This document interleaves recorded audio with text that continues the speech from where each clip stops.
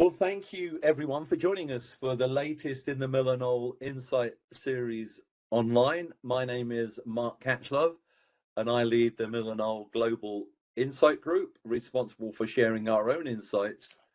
Miller Knoll is a family of brands, and you can see all those brands in front of you that design and manufacture products for places where people live, where they learn, where they get healed, and where they work. And I am pleased to say that we have two very respected authors around the subject of workplace today who have a new publication, which we're excited to hear them all about. Kursty and Neil Usher. They're going to tell us a little bit about themselves and share a lot about the book. Kursty and Neil, looking forward to a great session. Thank you very much. Thank you so much, Mark. Thanks for having us, everyone, and lovely to see such a nice big group of people here.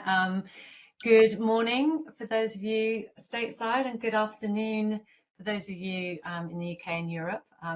Really nice. Oh, and we have LA here as well. Wow, very, very early morning. So good morning, good morning.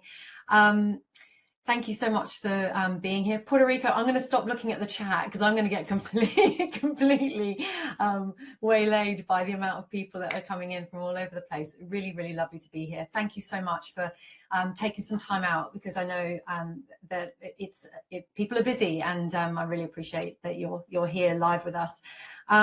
Thank you again, Mark and Miller Knoll, for hosting this.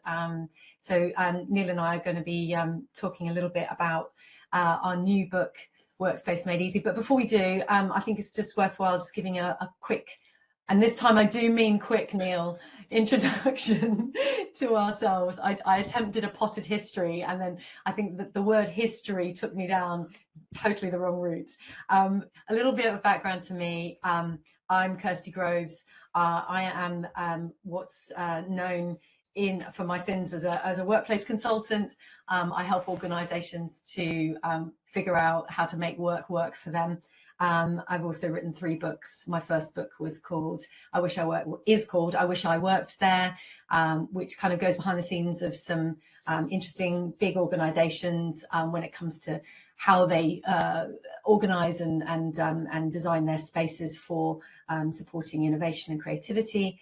And the second book, which was 2010, second book, 2016, Spaces for Innovation, which is much more of a deep dive, a lot more kind of research driven. I'd like to say it's kind of the PhD I never did. That was quite an intense one. And that one is all about the science and the design behind why space matters for innovation.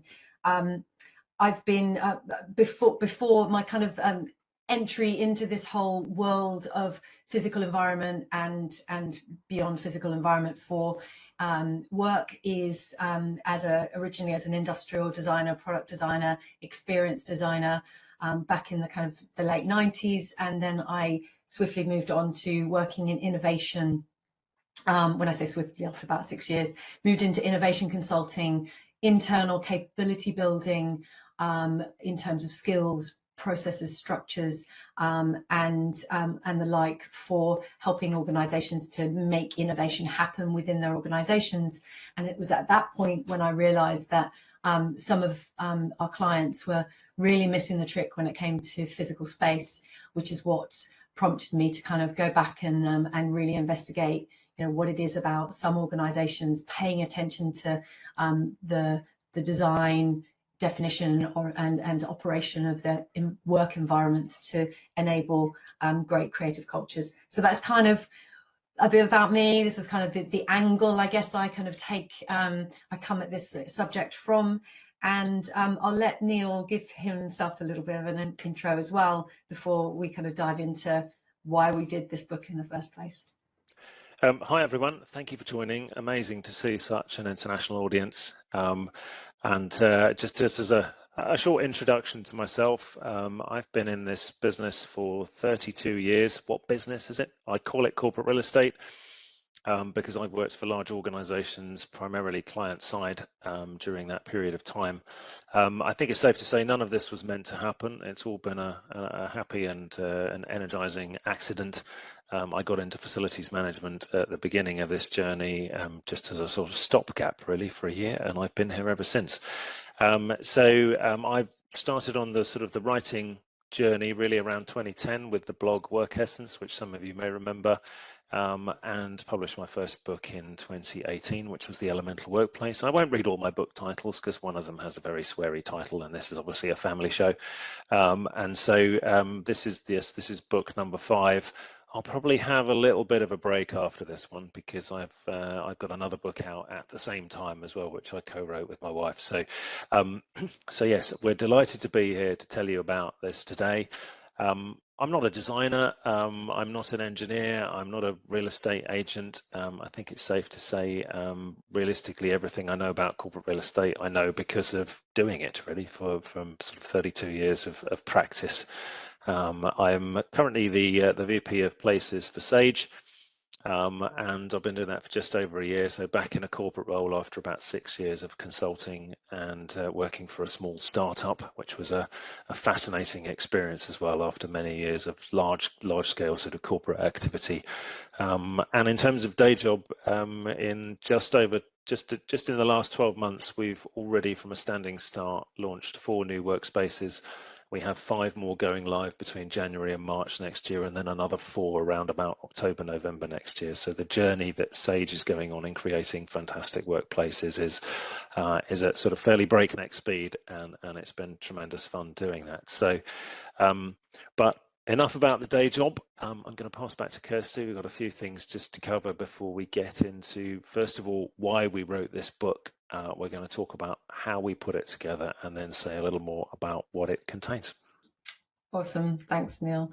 And in fact, actually, I want to start by saying thank you for picking up the phone. I think it was about 2 years ago now to say, should we join forces on I've got this idea for a little project that we might want to work on together, which then kind of quickly turned into something quite a lot bigger, which has resulted in this little pink book, which I think, we're both I know we're pretty proud of, and we hope is going to be really useful for many people. So as Neil said, we're here to talk about that book, Workspace Made Easy.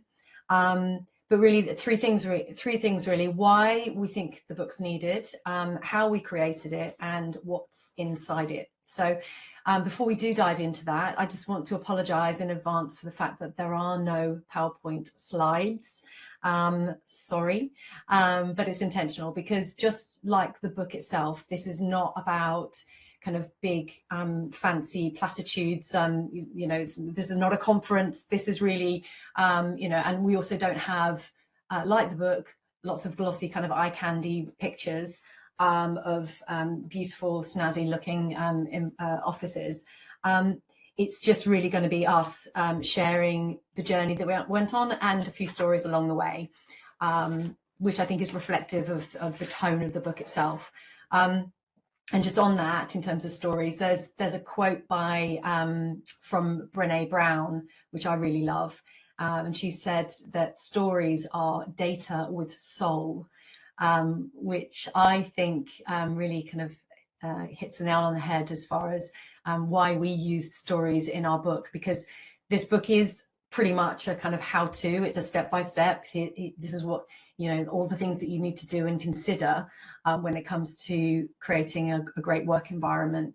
But one of the things that we thought was really important is that, you can follow these steps, and of course things go wrong, right? They always do, and yet we tend not to tell those stories. But actually, stories really bring things to life. They help people to kind of get it in their heart as well as in their head. And I also think that people learn much better from mistakes. And so we've kind of told some cautionary tales along the way. And in order to do that, the names have been changed to protect the somewhat embarrassed, which is pretty much me and Neil, and some other people that we know as well. So that's all said. That's what we're going to be doing. And I'd like to, hand over to Neil. It is quite interesting if you go to corporate events, if you read journals, if you listen to if you listen to the excellent Insight series. You probably heard people say, or people sort of, what we would have done differently. That's usually the sort of the cover, really, the catch-all for the things that have gone wrong. So we've made all the mistakes along the way, Kirsty and I, so that you don't have to, is the hope here.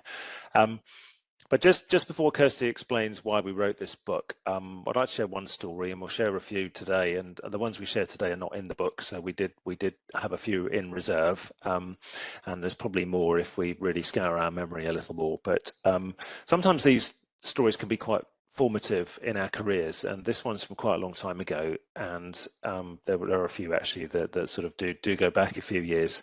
I'm not going to tell you how many years, because otherwise you'll go to my LinkedIn profile and try and work out who it was or what I was doing at the time. But I often tell my team that we are in the detail business, and we can have all of the sort of the grand statements around workplace strategy and hybrid working and all the things we read about all the time, but really what it comes down to for most of our colleagues is the real detail. But I was relocating in an organisation that I'd not long been in. This was the first sort of major project, relocating about 600 people to a new headquarters.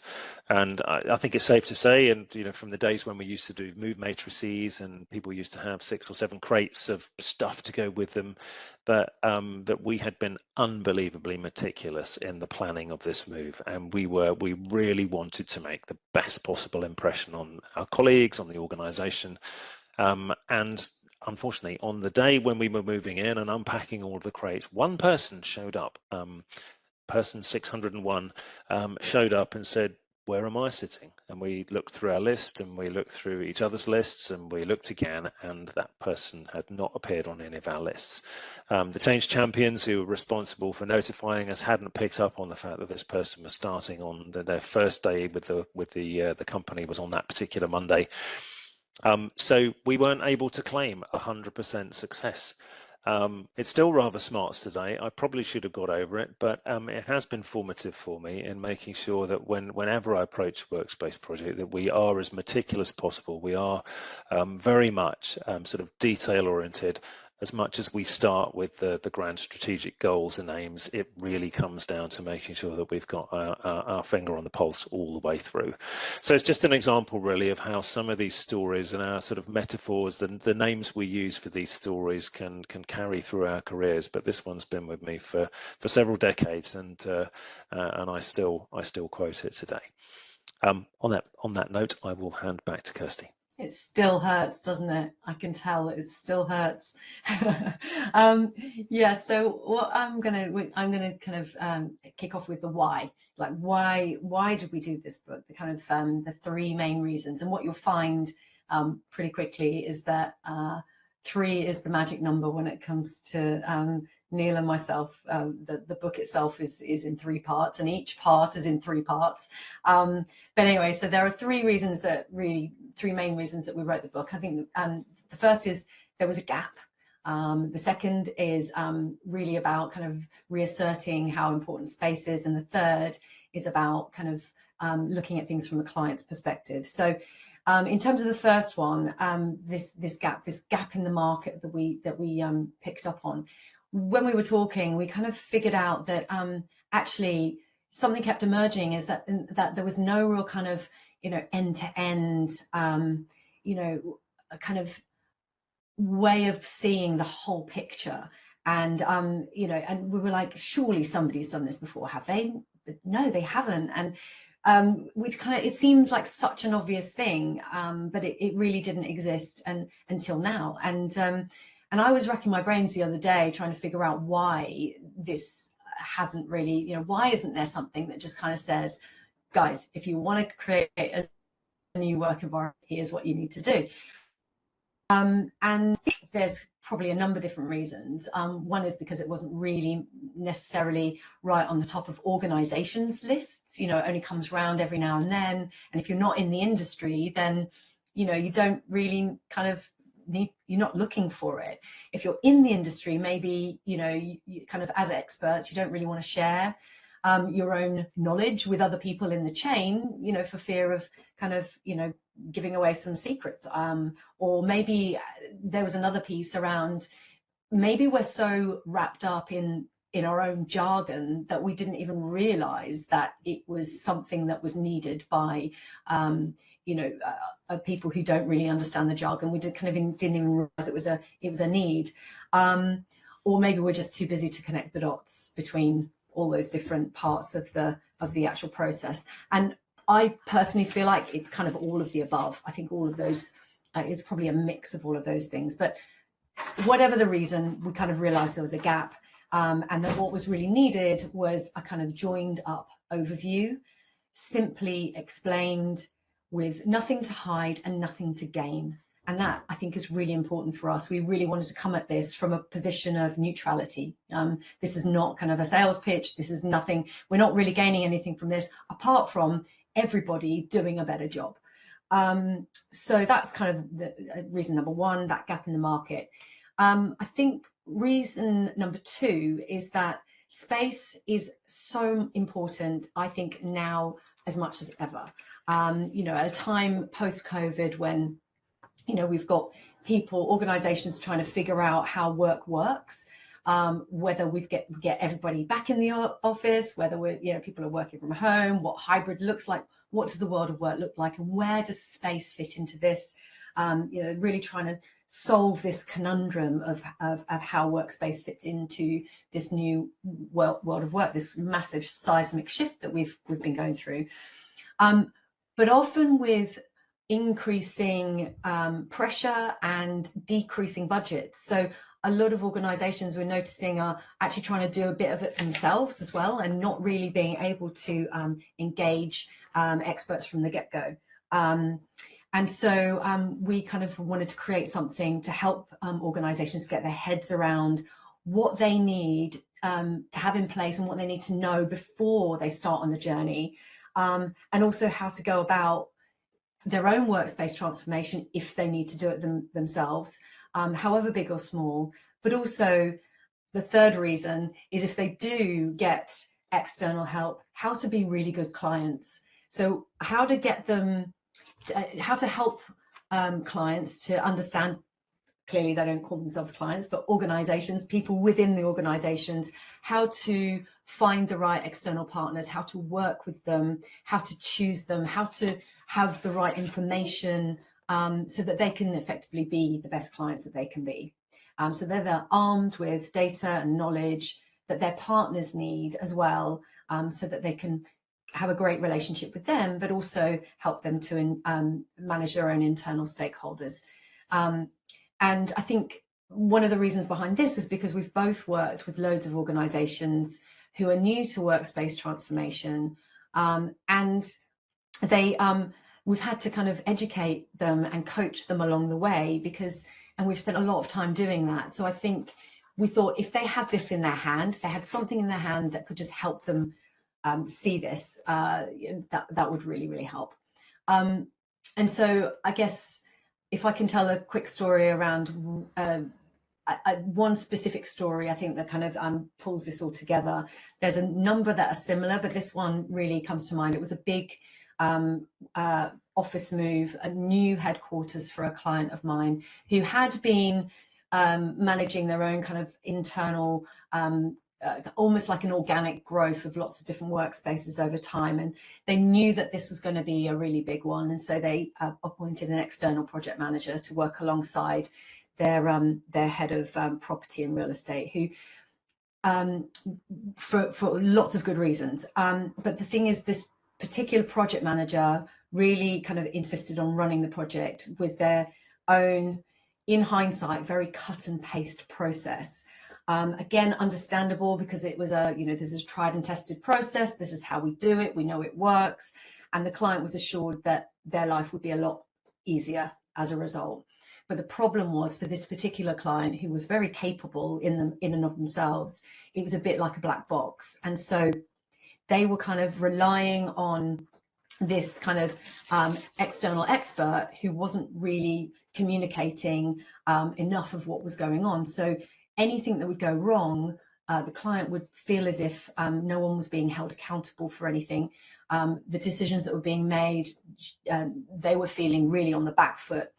They also had no time to gather any of the information that was being required of them at these key milestone points in the process, that they had no ability to kind of or to influence, or that had no kind of appreciation of the context of the rest of the business.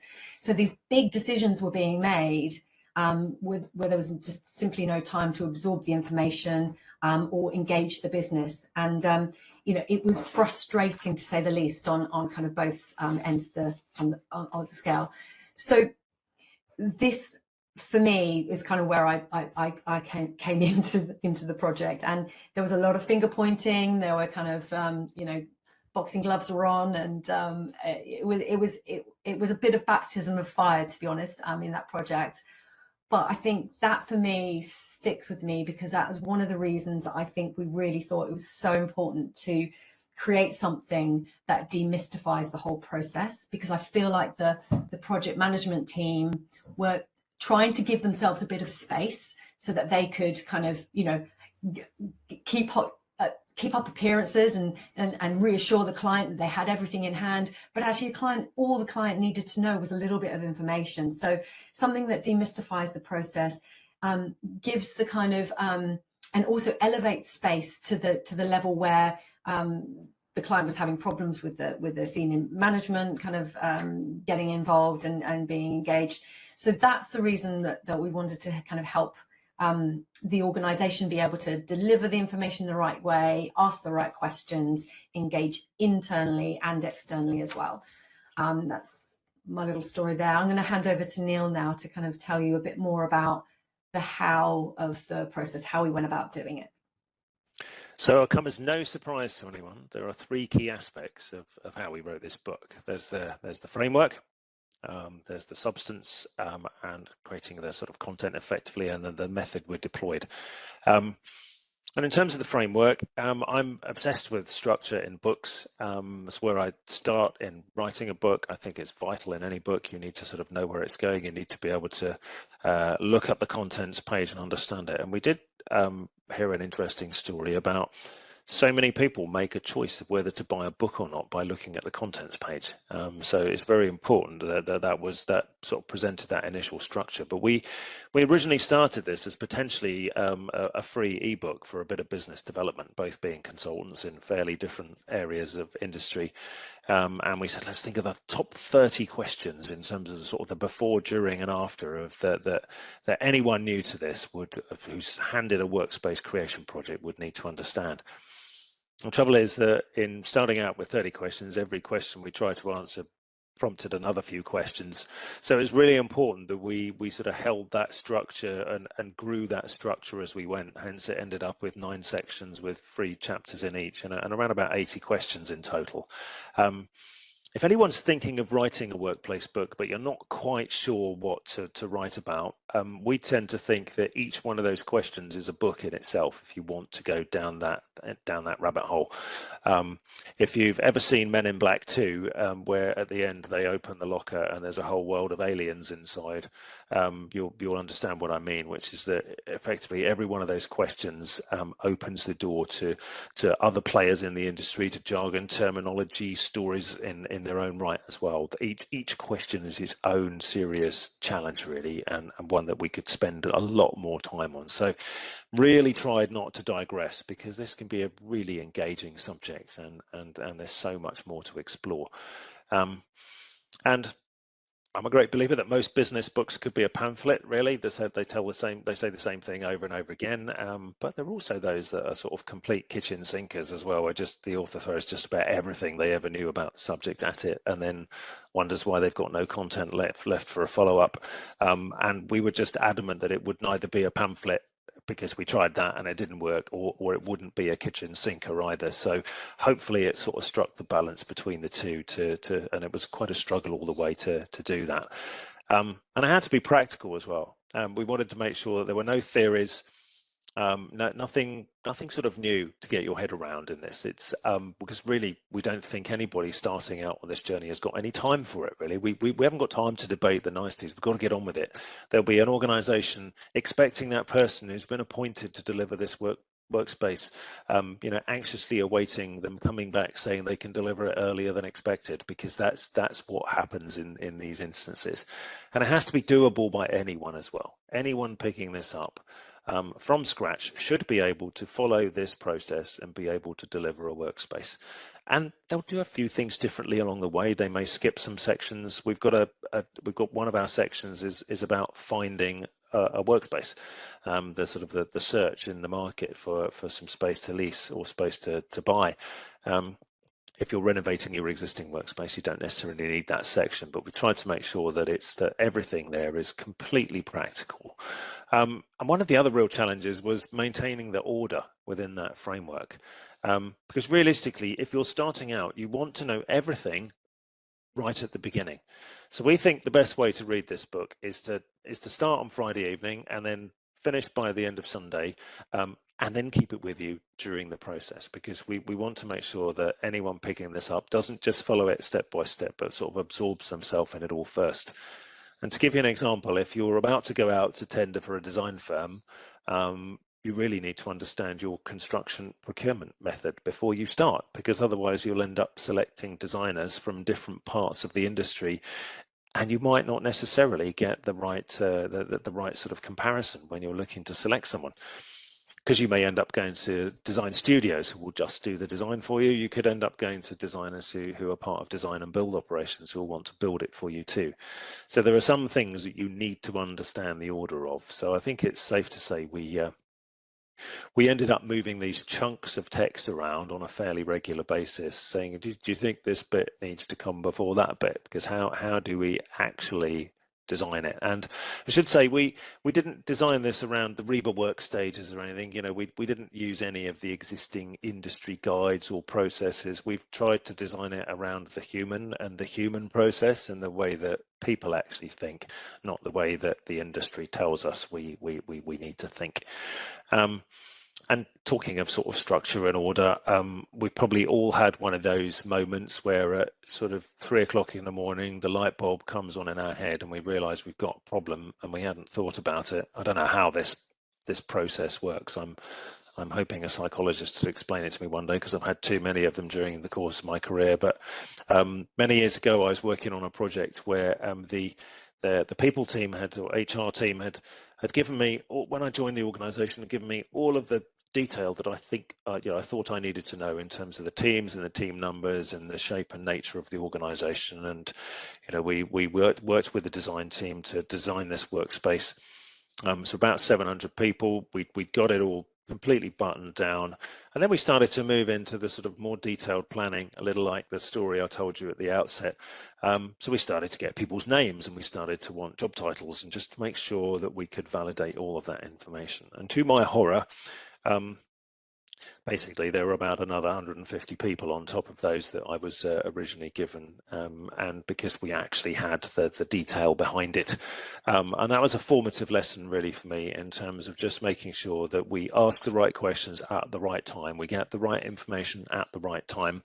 I had every reason to be pacing the floor of my house in the small hours on that occasion, because quite genuinely there was a problem, and we went back and fixed it before we moved in, but it did take quite a bit of rework. I think the message from that is, if you really think you need some information at a certain time, then you probably do, so go get it. The second aspect of how we wrote this book is the substance, the content really, and we've opted for a question approach, and we did this before generative AI became a thing, because that tends to be how we use tools like ChatGPT and other AI products are available, but that tends to be how we interact with these sorts of applications. We tend to ask them questions, but that's because that's how Kursty and I found that our clients were working with us. They didn't sit down and expect us to lecture them on the process and where we're at and what was going to happen. They had questions. They always had questions for us. And the other interesting thing is, questions hijack the brain, and there is nothing you can do about it. So if I said to you, by the end of this session, I want you to think about and ask yourself and arrive at what you think the most significant changes since COVID in workplace thinking and practice. What's the one thing that if you were asked, you would say is different now post-COVID from pre-COVID? What is it? And you're probably not going to listen to another word I'm going to say as a result of this, because your mind will automatically go to that question and you will not be able to stop yourself thinking about it, which is why when it comes to things like vision statements, they're much better positioned as a question. Make people feel included. And you know, we do see this book as a big confident arm around the shoulder in terms of we're going to go on a journey and we're going to go on this journey together. So that sort of that question and answer process we thought was really important. The second aspect of the content is that it's all based on experience. Someone recently who read the book wrote to me and said, it's great, but it's a real shame that you didn't put all the research in the back and there's no citations because I like to follow them up. And I said, well, we didn't do any research. This is all the work that we've been doing over the last 25, 30 years between us, spilled onto the page and given some order and structure. There isn't a single citation in this book because there isn't any research to cite. This is all completely, completely new content, original content, really, in that sense. But interestingly, original content that is based on common practice. So it's interesting. We don't own it. We are just the arrangers and the organisers of the practice that is out there. And we wanted to make sure as well that it was fully end-to-end. When does something start and when does something finish? The interesting thing about sort of looking at leading and managing change is that it often starts before you think it started, and it certainly goes on long after you think it's finished. We obviously have a sort of practical completion and we finish building something and we move people into a space in a workspace project. But we wanted to make sure that this went right from that first sort of twinkle in the eye around the fact, oh, we might be doing something here, right through to way beyond when we finished, right into the area of workplace management and adapting and evolving that space over time. And in terms of the method, the irony will not be lost on many of you that actually from the moment we had our first coffee to talk about to talk about whether we should write this book, right through to the book launch that we did at the Miller Knoll showroom in London very recently, we didn't actually meet face to face, mainly because Kirsty's always so ridiculously busy because everybody wants to engage their services with clients, but we didn't have a chance or see the need necessarily to meet face to face to do this. So this whole book was written remotely, and I have to say, those of you who've read my work or listened to me talk before probably know that I can be a little bit cynical at times and possibly a bit acidic, and so the process of the writing and the validation, Kirsty was fantastic in sort of filing down some of the rough edges, and we challenged one another on a lot of what we were creating. It certainly, I think, the process made me a better practitioner by the end of it, because I saw things in different ways that perhaps over the years I hadn't seen them as. We had some pretty robust conversations, not least about surveys and the importance of surveys in Workspace, because there's a lot of them out there, as I'm sure you've seen or even used. But then we had to sort of turn all that into one voice. So both of us wrote this, but we didn't write separate chunks each. It's a co-creation all the way along the line, and it helped us to sort of edit it into one kind of composite person, really telling the whole story. And talking of stories, we had a lot of fun telling each other stories about all the things we'd done wrong. And I think it's quite a cathartic experience, really, and it was actually good to get some of it all out on the table and say, yeah, I do. Because sometimes you're almost too embarrassed to tell the story. I just don't really want to talk about that. But one of my favourite little stories was, again, from some time ago, was if you remember the days of the 90-degree right angle desk with the curve in it, because we used to have these enormous VDUs, everything went flat screen quite a while ago now. We probably can't remember those massive, great big computer screens we used to have. And the furniture industry innovated a solution to that, which was to create this deep curve so that we could have this huge lump of sort of wires and plastic sitting on a desk, so we could still have space for our forearms and our keyboard and mouse and comply with all of our sort of using display screen equipment regulations and things. And I was working with some colleagues in the US, and in the US they had a global procurement approach to furniture, and they were going to procure this furniture for a London project from the US. Hadn't quite caught up really with this innovation in 90-degree workspace. So I described and sketched what I thought was what it should look like. And this was in the days before SketchUp and rapid visualization and these sorts of things. And the team in the US said, "Yep, we've got that. Fantastic, great idea. We're with it." But imagine our horror when it arrived in the UK, and there were quite a few of these desks in the back of the truck, and we built the first one. And what we had was effectively the normal rectangular desk with a nice big curve cut out of the middle of it. So what we ended up with was even less space than we had with the rectangular desk, and a really difficult job of describing to our colleagues in London why this was a really innovative solution and idea. It goes to prove that you really do need to see a drawing before you do anything. Obviously, we see these drawings now because we can swap this information. In those days, most of the information was transferred by fax. But it does rather still make me giggle about the fact that sort of what we thought we had described and what was understood at the other end was something completely different. And when it arrived in the UK was fairly well next to useless. So that's how we wrote the book. I'm going to pass back to Kursty to talk a little more about what we wrote about. That's no slight on your little sketch though, Neil, is it? I'm sorry, I think that's just one of my favourite stories of all time. That must have been really painful. It's not one of my favourite stories because it was painful for you, but it is one of my favourite stories. So in terms of what you'll find in the book, surprise, surprise, there are three kind of main components. I'll talk about the first two. And the first is that it's really, as you've probably gathered, and I've said a few times, it's a map. It's a map of the whole journey. And the reason I'm saying it again is because I really can't stress enough how important having the whole process in the hand of the person or the core team who are responsible for that process is. It's just so valuable and important, I think, in terms of having that oversight of where we need to get to. It's when the inevitable hits the fan, knowing where you've got to get to really helps to kind of understand, okay, right, here's where we are, this is where we need to get to, what else do we need to know, how do we get around it? Because we all know that the best laid plans of mice and men oft go awry. So it's really about kind of having that whole map, that map of the whole journey to give people that kind of vision or view of where they're trying to get to. Because again, I think it's really important. We talked about this at length right at the beginning of us talking about, kind of what are we going to put down and stepping into the shoes of people who've never done this before.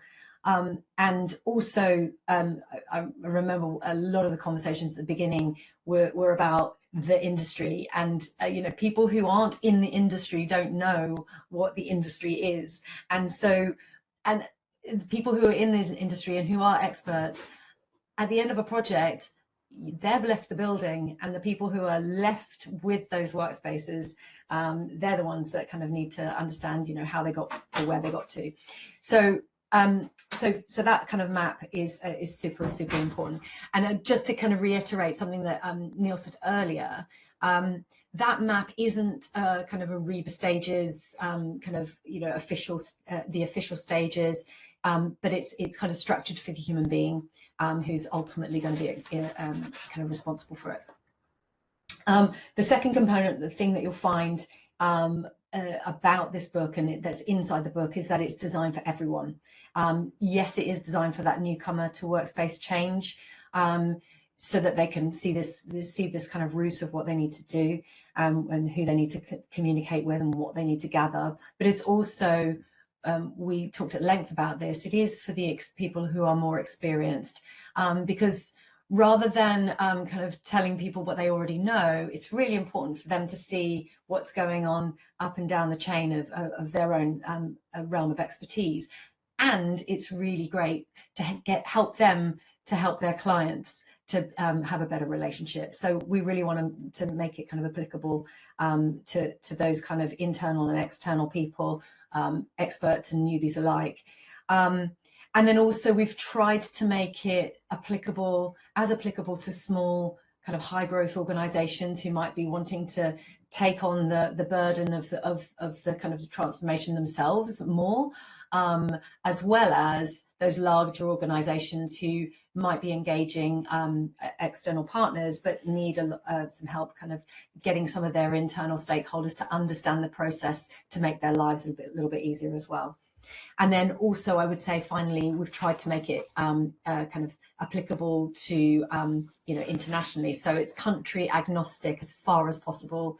And in order to do that, we lent on a kind of trusted group of peer reviewers from around the world, including America and Europe, and kind of in the latter stages, Australasia, and of course in the UK as well.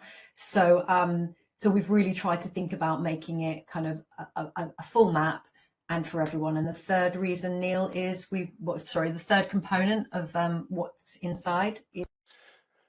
Yeah, we wanted this to be usable. We were having a little bit of a discussion, if some of you arrived earlier, about the Haynes car manual, because I mentioned it this morning. I'm not sure if any of you remember Haynes car manuals.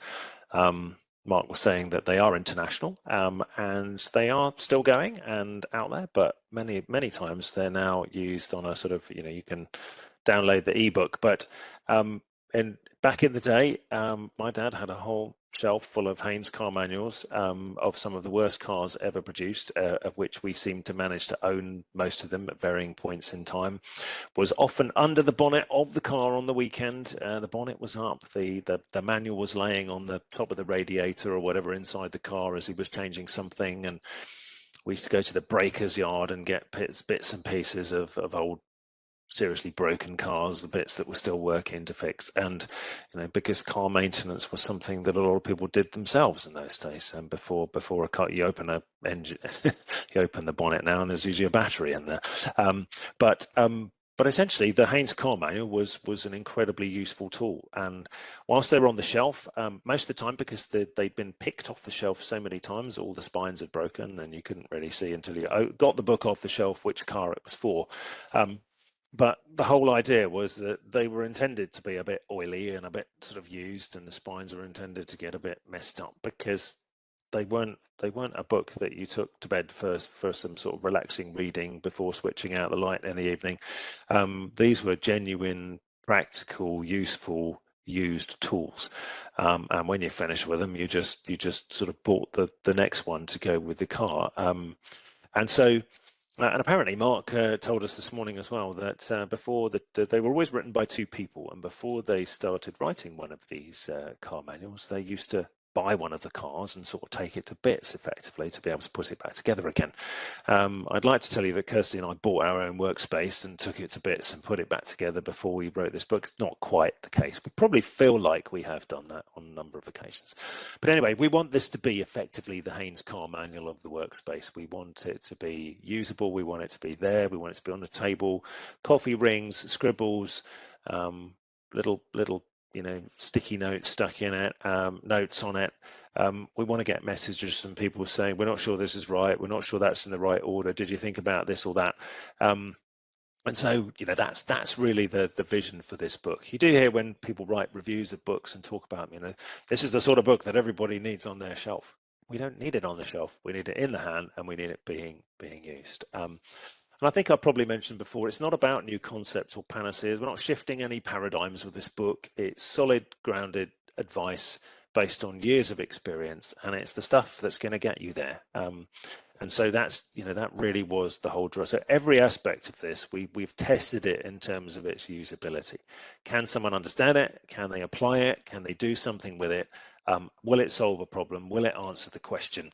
And everything in terms of the question is about answering that question. So there's quite a lot of lists in there. There's quite a lot of bullet points and things to focus on. Not all in threes, I should add, but many times they're in threes. But a lot of things you need to think about. But I do need to offer a sort of a little bit of a word of caution at the end here as we come to the conclusion of our talk, and we'd be delighted to follow up what's in the chat and answer some questions. But there's no guarantee on the outcome by following this process. You can still do everything we suggest in the book. You can follow it to the letter. You can answer all the questions you need. You can get the right team around you. You can deliver your workspace on time and on budget, but it could still end up being terrible. And the reason for that is that this is not telling you what to create. That's something that has to be relevant to you. It has to be relevant to your organization.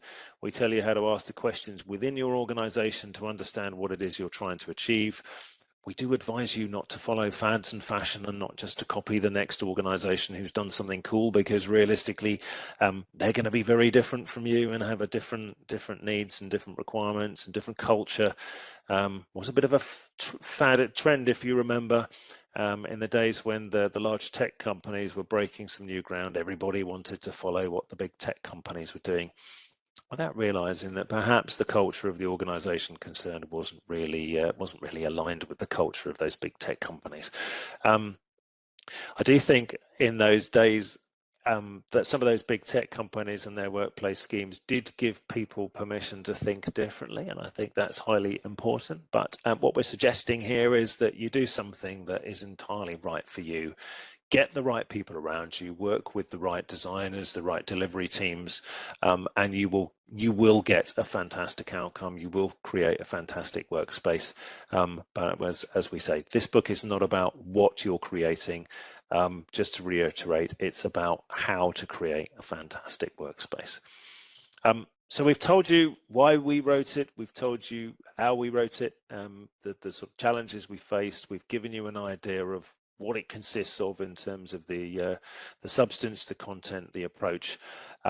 We rather hope in time that it will just become known as the pink book, because we did pick a pretty leery colour that will hopefully stand out.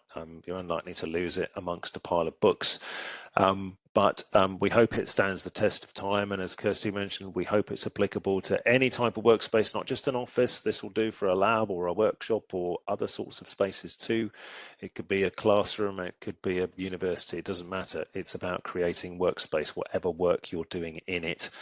And we hope that it gets used in various countries by people who are both experts and newcomers to our industry. But we would be delighted if you'd be able to, as experts, to read it, to ask us questions, to send us comments, and test it, road test it. Let us know if you think we've got it right. So on that basis, Mark, I'm going to pass over to you as MC and see if we can attempt to answer any questions. If there are any questions, please put them in the chat. But and I know you've addressed one of the questions already, Neil, in the chat, but not everyone will have access to it. So I thought I'd ask that one of you. Traditional build and design and build. You were talking about that. What's best? There's no best, really. It depends on circumstances. Both entirely valid. Depends on the scale of your project, where you are, how quickly you need to build it, what your key drivers are. You also have to remember that you have to think about the size and scale of your internal team as well, because you'll be managed, if in D&B you'll be managing one organization doing it all, or if you want to go down the traditional route, you'll be managing a professional team and a number of people and doing that sort of coordination. Something I should say actually that I don't think we mentioned is that if anybody is in-house or operating in-house or thinking about operating in-house, usually the only person who is there for the entire journey and is involved in every single stage of the entire journey, from that twinkle in the eye to a fully operating complete workspace, is the person internally who is leading the project. People will join the team, people will do the work, they'll coordinate with others, and then they'll leave the team. there's every possibility that as the creator of the workspace, you will be left to run it when it's finished as well. So we do have to remember really that it can be a bit of a lonely place sometimes, because sometimes you look around and you think, I'm carrying, the responsibility of this whole thing. Everyone's looking at me, and I've got to make it a success. So, just thinking about the sort of organizations you want to work with, the sort of team you want to work with, sometimes is just a question you need to answer yourself, really. Thank you. Kursty, I don't know if you want to answer the one from Raj, which is, what have you both learned? In fact, well, you can start off with that one. What have you both learned throughout this process? Anything that you were surprised by? Okay, yeah, that's a great question. So, well, I've learned a lot from working with Neil for a start. So learning some of the real detail and practical sides of his work, even though we've known each other for a long time, and I've worked with many people in my time as well, but just working with Neil, and actually on that, as a past in the actual process itself, this has got nothing to do with creating workspaces. It's actually the way that Neil writes. That was really interesting for me.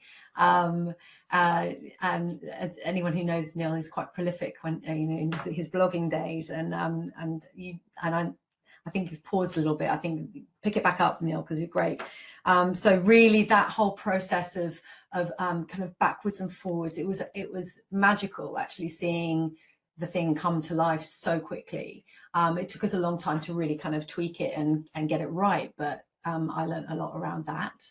And personally, I'd had a bit of a I was hitting a bit of a writer's block, kind of writer's wall, so that really helped me. And what was the other thing? Anything surprised by? No, I think some of the stories I think were really fun. But yeah, that would be me. I think also just the process really of realizing that there's always more to it. Yeah. You think you've got it covered. The amount of times Kursty and I would send an urgent message, particularly towards the end when we thought we'd actually finished, and the publisher was waiting for the final copy and things, saying, I think we've forgotten something. Oh my God, we didn't mention this and we didn't mention that. And because we've mentioned this, we have to mention that too. And it was just, and I've just written this section, and we will be sending each other sections back and forward saying, I've added this, we need to drop it in here. And I think, I think probably in any field that would apply. If you asked anyone who'd been practicing in any field to write down what it is they do on a day-to-day basis and create an end-to-end story about what they, their sort of their work practices, they probably experience the same thing, which is there's always so much more to it than you think there is. And imagine that for someone starting out afresh, new, being given, being an IT project manager or the management trainee or someone from the HR team. We're moving office, there's 200 of us, we haven't got a workplace person. You'll be really good, you can lead the project. Can you imagine how overwhelming that must feel, particularly as right back to what Kursty said at the beginning, nobody had ever set out this process before end to end in writing. So your one resource is the internet, and good luck with finding, good luck with making sense of everything you can read about workplace. If you can fight your way through all the stuff about hybrid working to find something quite straightforward about creating some workspace, then good luck with that. So I think, we just need to realize just how daunting it can be, I think, for someone picking this up from scratch. Great. Thank you. This one's always amazed me. Chris, great question here. Why is getting an accurate org chart so difficult? My response to that is I know, right? I know, right? Yeah. Yeah, absolutely. Get paid at the end of the month, so that's kind of rhetorical, right? Head count.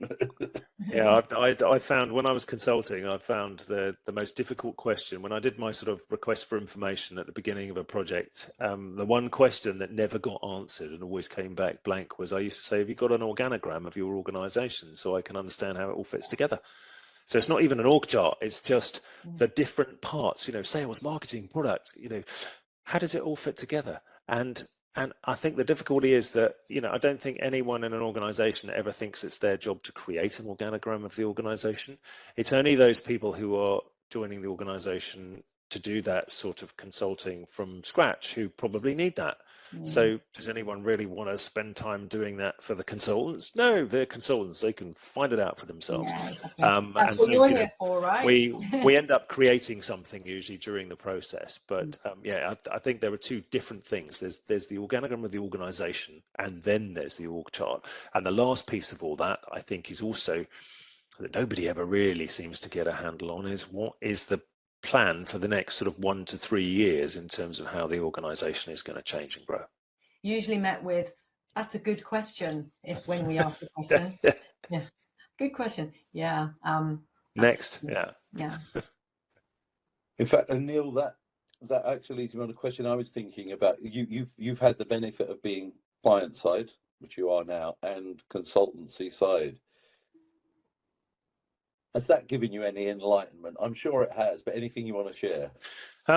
I think it's healthy for people in our industry to spend time client side and supply side and demand side. I think it's enriching. I think it gives you, I think if you spend time client side, it makes you a better consultant. I think if you spend time consultant side, it makes you a better client. And I think there's that. Most people in our industry tend to stay one side of that divide line for most of their career. It is hard adapting from a client role to a consultancy role, and it's actually quite hard adapting back again. It's not an easy process, but if I was mentoring someone who was in the early stages of their career, I would thoroughly advocate spending time in both supply and demand, just to get a much more rounded picture of the challenges that everyone faces. Yeah. Great, thank you. Someone else mentioned, Kirsty, whether you've written any books. They may have missed your introduction. Do you just want to list the books you've written again? Yeah, thank you for asking, Deborah. Yeah, my first book was in 2010. It's called I Wish I Worked There. And my second book was called Spaces for Innovation. So this is my third book. Great. Well, thank you very much. I don't know if you wanted any rounding up comments from both of you at all. I have put a link into your website, by the way. Thank you so much. Just say thank you all for joining from all over the world. It's amazing to be here, to be able to share our experience and hopefully sort of pique your interest in terms of acquiring the book. We'd love to hear from you if you do. And thank you, Mark, again for being an amazing host and for inviting us on. Thank you, and thank you everyone for taking the time to join us.